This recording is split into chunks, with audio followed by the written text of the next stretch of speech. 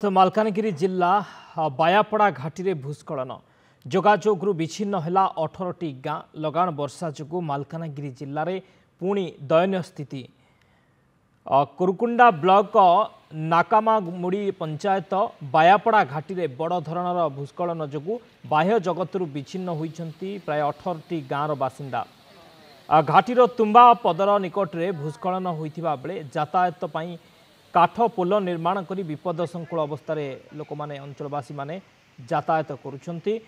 घाटी रे भूस्खलन मालकानगिरी जिला बायापड़ा घाटी रे भूस्खलन जो जोगाजोग विच्छिन्न होईछि 18टी गाँवर लोकों सहित जोगाजोग विच्छिन्न होईछि। तबे लगाण वर्षा जो मालकानगिरी जिले में पुणी दयनीय स्थिति देखा मिली। कुरकुंडा ब्लॉक नाकामामुड़ी पंचायत बायापड़ा घाटी रे बड़ धरणर भूस्खलन होईछि।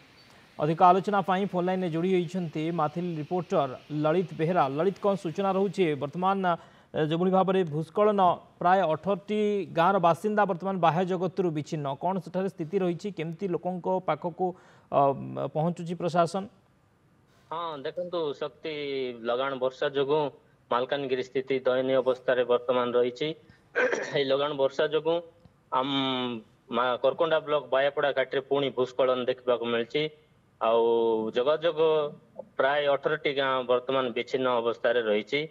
आउ जहाँ सूचना अच्छी एपर्यंत कौन प्रशासन लोकों पाखे पहुँचनी।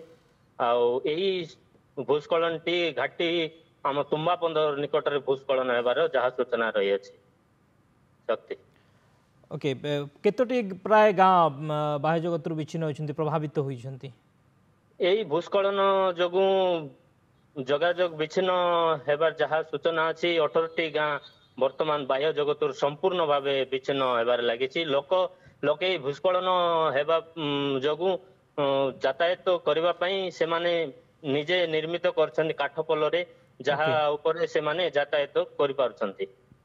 ओके बहुत बहुत धन्यवाद ललित समस्त सूचना। ललित बेहरा थिले माथिल रिपोर्टर संपर्क अधिक सूचना देउथिले।